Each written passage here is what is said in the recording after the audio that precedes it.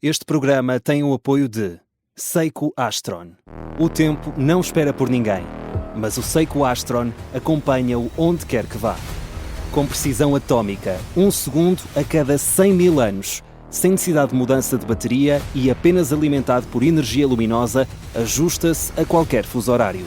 Seiko Astron, o primeiro relógio GPS solar do mundo no seu pulso. Esta é a história do dia da Rádio Observador. O mistério do pagamento das obras do Sr. Ministro.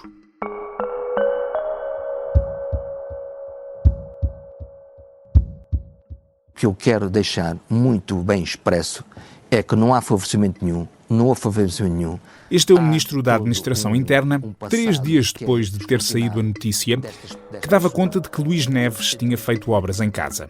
Para essas obras tinha ido buscar um empreiteiro que tinha feito trabalhos para a Polícia Judiciária no valor de alguns milhões. Luís Neves é Ministro da Administração Interna, mas durante esses anos tinha sido Diretor Nacional da Polícia Judiciária. Ora, 5 dias depois de ter saído a notícia que dava conta de tudo isto, o Ministro já deu algumas entrevistas, como esta, que ouvíamos no início do episódio, e mesmo assim há coisas nesta história que ainda não estão claras. Hoje eu vou conversar com o Luís Rosa, redator principal do Observador, para percebermos o que é que já está esclarecido, o que é que falta apurar e porque é que, em teoria, este pode ser um caso sério para o Ministro da Administração Interna. Eu sou o Pedro Benevides e esta é a história do dia de terça-feira, 14 de julho.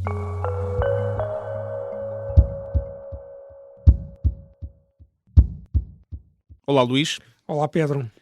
Vamos, se calhar, começar aqui por só fazer aqui uma revisão rápida deste caso, que estranhamente continuamos a falar dele passados vários dias. O que é que está aqui em causa concretamente, até para desviar de outros assuntos que possam às vezes ter criado aqui alguma confusão? Bem, são duas coisas simples. Em primeiro lugar, há uma empresa de Barcelos chamada Constru Barcelos Unipessoal Limitada, que é uma empresa chamada João Carvalho, que trabalhou para a Polícia Judiciária. Fez várias obras para a Polícia Judiciária, seja na sede da PJ na Guarda, seja na sede da PJ em Évora, a partir de 2019 até 2025. Em 2024, este mesmo empreiteiro, João Carvalho, começa a fazer uma obra particular na casa, uma casa, não vou dizer de férias, mas uma casa particular de Luís Neves, Diretor Nacional da Polícia Judiciária, em Odmira, São Teotónio, Concelho de Odmira. E, portanto, é aqui que nasce a situação, ou seja, é alguém que fez obras para a PJ que, no mesmo período de tempo, começa a fazer uma obra particular para o Diretor Nacional da PJ, Luís Neves. E é aqui que, teoricamente, em abstrato, pode nascer um conflito de interesses. Porque estamos a falar de um construtor que, ao longo desses anos que trabalhou para a Polícia Judiciária, ganhou contratos que, ouvindo assim de fora, nós não sabemos exatamente a dimensão da obra, mas ouvindo assim de fora, são valores bastante elevados.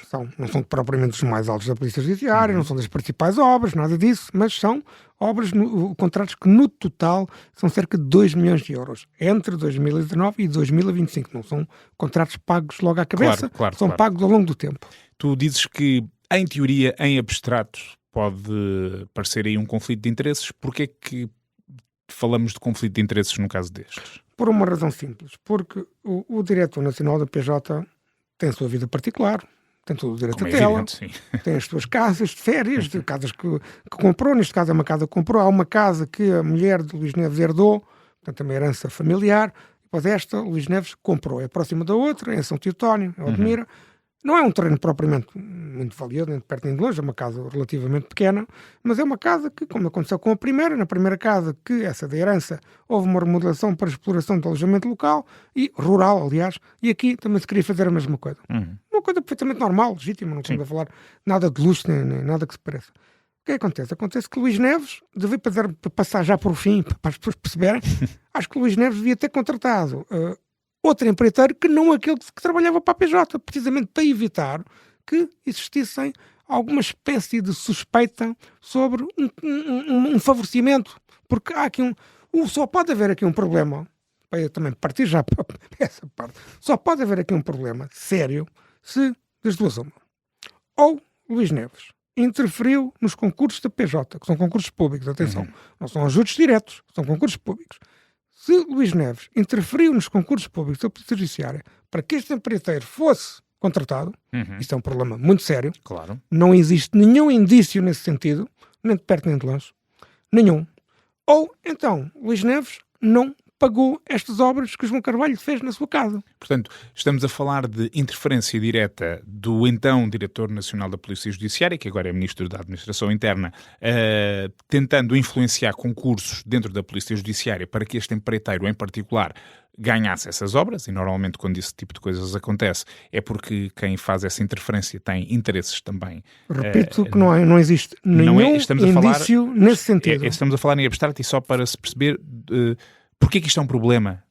Pode ser um problema. Ou pode ser um problema, ou porque é que nós estamos a falar disto relativamente a Luís Neves. Portanto, essa seria uma hipótese. A segunda hipótese é ele não ter pago essas obras e, portanto, seria uma espécie de benefício económico. Seria um benefício económico que teria de alguém que trabalha para a PJ. Pronto.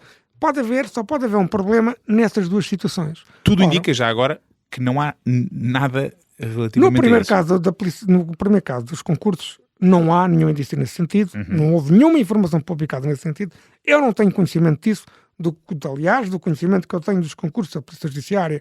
São concursos públicos, são, obviamente, por razões óbvias, mesmo se pode com o Ministério Público, não é? Tem que haver um escrupuloso cumprimento das regras por parte das entidades adjudicantes, que são, obviamente, organismos da justiça. Portanto, aquilo tem que ser tudo completamente exemplar. Sinceramente, não acredito que tenha existido alguma coisa. Aliás, do que eu conheço de Luís Neves, conheço razoavelmente Luís Neves, nós jornalistas contactamos com as pessoas durante muito tempo e, portanto, vamos conhecendo as pessoas e tenho a obrigação também de dizer isto. Não me parece que Luís Neves pudesse fazer isso, sinceramente, daquilo que eu conheço do perfil de Luís Neves. Depois a outra questão da obra, pois aqui voltamos à questão que esse também é o ponto central, se a hipótese é emprestar de Luís Neves não ter pago aquela obra. Luís Neves diz que pagou. Eu não tenho... Não ter pago ou ter tido assim um desconto enorme, como se fosse assim uma espécie de benefício também. Luís Neves diz que pagou, sempre disse isso desde o princípio. Aqui a questão que se coloca é os comprovativos de pagamento. Portanto, não há dúvidas de que, já agora também, para avançar até, aliás, uma entrevista que Luís Neves te deu a ti, Pedro, na TVI, Luís Neves falou de que o custo da obra podia ser entre 20 a 30 mil euros. Certo.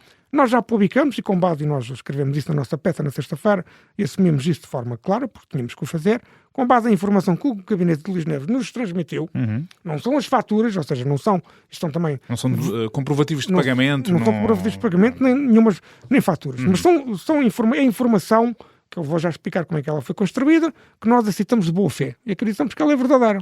Ou seja, é uma espécie de Excel que nos foi transmitido e que tem o número de contribuinte, tem o nome da empresa e tem o valor exato e a data exata da fatura. Certo. Portanto, isto é uma informação que foi recolhida a partir do portal E-Faturas. O portal E-Faturas da empresa unipessoal da mulher de Luís Neves. Certo. Ora, essa informação que nós aceitamos como sendo verdadeira e aceitamos de boa fé, portanto, também para nós percebermos, para os nossos ouvintes perceberem que nós recebemos a informação de Luís Neves e aceitamos essa informação como boa, essa informação tem descrito, são dezenas ou centenas de faturas. Ora, são um conjunto de empresas de materiais de construção, a esmagadora maioria. Portanto, só há duas faturas realmente do construtor de Barcelos, são duas faturas de 2.500 euros cada uma de 20 de fevereiro de 2025 e outra de 11 de fevereiro de 2025. Tudo isso tem sido, digamos, o centro da questão. Da questão e também daquilo que o Ministro tem referido várias vezes. Vou-te ser também muito sincero, em relação à questão dos materiais de construção, o Luís Neves diz que pagou, disse-te a ti que pagou 90%. Nós não colocamos isso em causa. Não há aqui nenhuma... Estamos a falar de faturas que podem ser materiais de construção, faturas de 70 euros, faturas de 150 euros, fatura a outras maior montante, 1.424,40 cêntimos, enfim. Empresas da zona de Odmira, como também empresas de Barcelos, também é normal, porque o construtor é de Barcelos, e, portanto, é normal que ele compre lá materiais e depois leva para Odmira. Isto é tudo perfeitamente normal. Ninguém coloca aqui em questão que Luís Neves pagou estas faturas de empresas de construção. A única coisa que existe aqui, ou de materiais de construção, desculpa, a única coisa que existe aqui é de Constru Barcelos. São uma fatura de 2.500 euros, 20 de fevereiro de 2025, e outra fatura de 2.500 euros, 11 de fevereiro de 2025. E essas faturas é que podiam ajudar a desfazer... Podiam, os comprovativos de pagamento. E é isso que nós pedimos desta sexta-feira ao Ministro da Administração Interna, ao Dr. Luís Neves, se faz favor, mostre-nos os comprovativos. Este assunto, enfim, com os comprovativos de pagamento, eu acho que o assunto acaba. E os comprovativos de pagamento servem exatamente para isso, que é para dizer, está aqui, eu paguei, não há aqui nenhuma dúvida.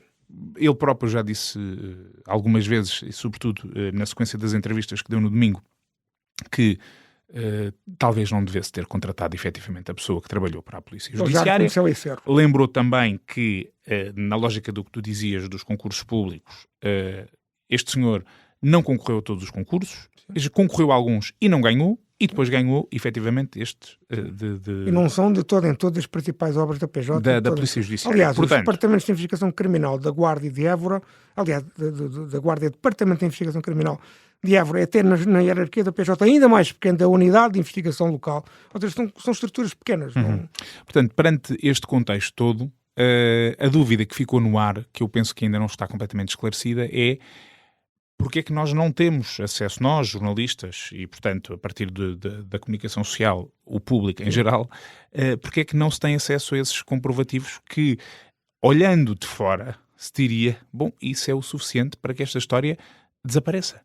É uma coisa que eu imagino que o Ministro e a equipa Vamos ver se posso estar enganado e pode haver aqui os comprovativos de pagamento e o Ministro pode disponibilizá-los daqui a um dia, ou 2, ou 3, ou depois nós acabarmos esta conversa. Esta conversa está a ser gravada ao final da tarde de segunda-feira. E, efetivamente, até sairmos daqui do estúdio, até amanhã, até o Ministro pode, efetivamente, entregar esses comprovativos. Mas a verdade é que ainda não o fez. Ainda não fez. E agora especulando, é uma especulação, isto é uma conversa de análise, não estamos aqui a dar uma notícia, estamos também a falar e a conversar e a analisar o caso. Nesse contexto de análise jornalística, eu até coloco uma hipótese que me parece execuível, que é, de facto, e aliás o Ministro disse isso a ti, Pedro, na entrevista que teve na TVI, que é, ele foi pagando num fim de semana uma coisa, num fim de semana outra, ou seja, ao longo de 2 ou 3 anos, ele foi pagando estes 5.000 euros. Uma obra que, aliás, se arrastou imenso no tempo. Imenso no tempo. E, portanto, eu coloco aqui uma hipótese, que é uma hipótese perfeitamente execuível, que é o Ministro ter pago isto em dinheiro. Ou seja, pode ter entregue 100 euros, 200, 300, 400. Está aqui faturas, por exemplo, de empresas de materiais de construção de Barcelos, em que a fatura é emitida em nome da empresa da mulher de Luís Neves, mas quem se calhar deve ter pago deve ter sido o João Carvalho. E, portanto, o Ministro pode-lhe ter pago isso para, enfim, reembolsá-lo dessa despesa. Portanto, isso pode ter acontecido e esses pagamentos podem ter sido feitos ou ao longo do tempo, através de pequenas somas de dinheiro de numerário. Luís, então vamos assumir que esses pagamentos possam ter sido feitos em dinheiro. Estamos a falar aqui na ordem de 5.000 euros.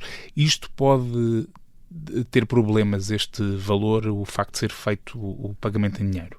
Bem, o próprio site do Banco de Portugal diz que a Lei Geral Tributária proíbe expressamente pagamentos em numerário e há limites para essa proibição. Ou seja, por exemplo, há um limite acima de 3.000 euros, pagar em numerário acima de 3.000 euros, nomeadamente transações económicas, e depois a Lei Geral Tributária tem outro limite para as faturas, que é isso que nós estamos aqui a falar.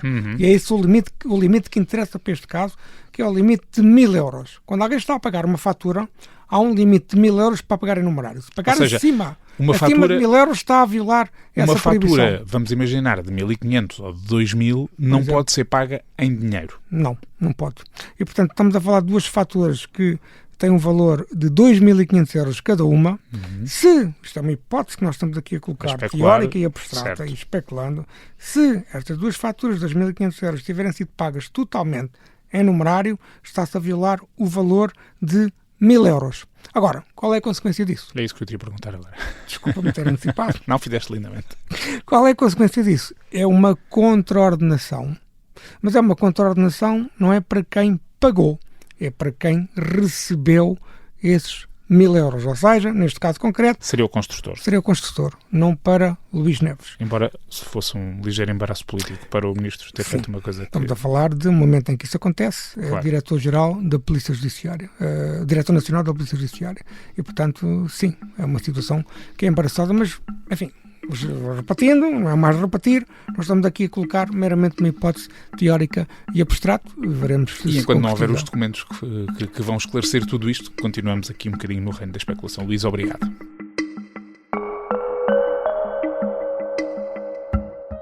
Eu hoje conversei com o Luís Rosa, o redator principal do Observador, sobre esta polémica em que o Ministro da Administração Interna está envolvido e que, com o passar dos dias, parece não ter fim. Em teoria, a solução seria fácil, mas já passaram 5 dias, houve comunicados e entrevistas, declarações públicas e continua por esclarecer na totalidade o mistério do pagamento das obras do Sr. Ministro. Esta foi a história do dia, a sonoplastia do Bernardo Almeida, a música do genérico do João Ribeiro. Eu sou o Pedro Benevides. Até amanhã.